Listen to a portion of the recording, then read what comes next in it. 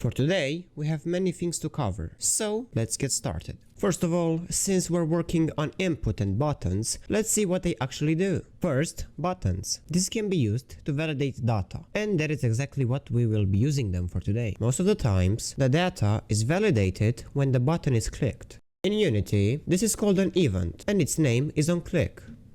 The input field takes data from the player, like numbers, characters, text, which can be accessed after for use. The event we will be using throughout this series is called onAndEdit, which basically happens after we edit some input field. Great, now we can see the big ass script I've made. This script is called Button Manager. I used it to add some event listeners to the buttons.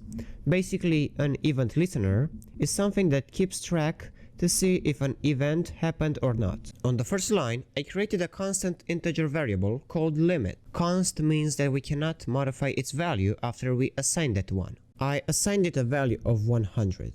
On the second line, I created a static public function. That means it will only be one instance and it can be accessed by other scripts that returns an integer.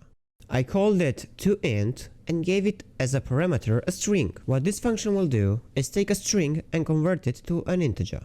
If we have a string, for example a is equal to Dave, we can access its characters by using the syntax, which returns the character at that index. Keep in mind that indices start at 0. For example, if we get a of 0, we get character D.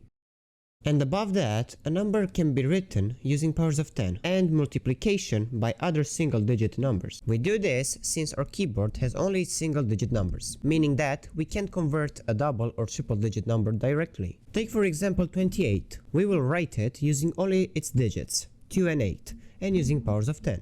I will take a variable result and set it equal to 0. And, for our purpose, a variable p equals to 1 for a start.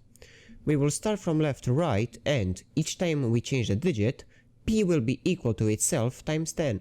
And the result will be equal to the previous result times p plus the digit. And let's see, for 2 we have this. Note, p would get its new assignment after, otherwise we would get something else. And for 8 we have this. And the final result is the same number. That is good. This is basically what this thing does. And above that, it has to convert to a number from character by using ASCII codes. It is -48 since character 0 corresponds to 48 and it goes straight to 9 linearly, which by subtracting 48 we get a number.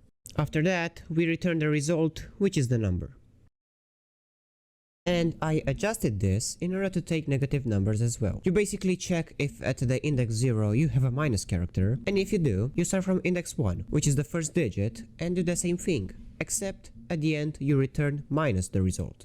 After that, I declare some variables, buttons, which can be assigned in the inspector, tmap input fields, and simple input fields, plus some text which holds the current node you're editing. Below, we have a static variable, which holds the current number of nodes the user gives to it. I set its default value to 1. Below it, I declared a function that will help me manage click events. It takes, obviously, a button as a parameter, and, depending on the press button, it will do something.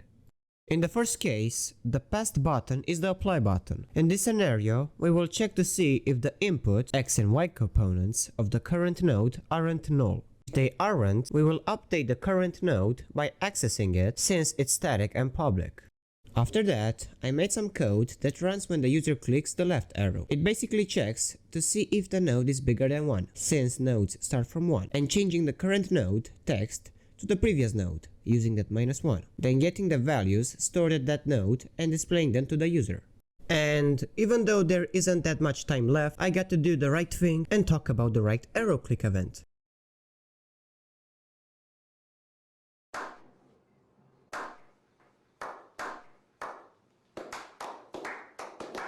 So it basically checks, at first, if we aren't on the last node. If we aren't, then we update the node by getting the data we saved for that node, then displaying it. After that, we change the node.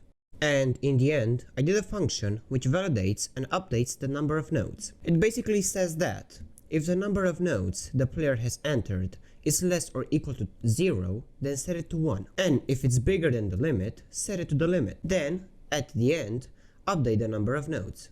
And to end this episode, I will guide you through adding listeners to buttons and input fields. The syntaxes are quite questionable, but hopefully I will be able to explain it to you. Alright, let's go! The onEnable method basically executes code when the object is being enabled. This thing gets executed, by default as I can see, before the start method. We use this method to add listeners to our buttons and input fields. For the button click event, this is the way to add a listener. It is a strange syntax, but let's not dwell too much on it. And that is basically what those 3 lines of code did. Now, the fourth one is almost the same, except the fact that we're using a delegate. The delegate keeps a reference of the method you've specified. And now, for real, the end, which, ironically, is the start method.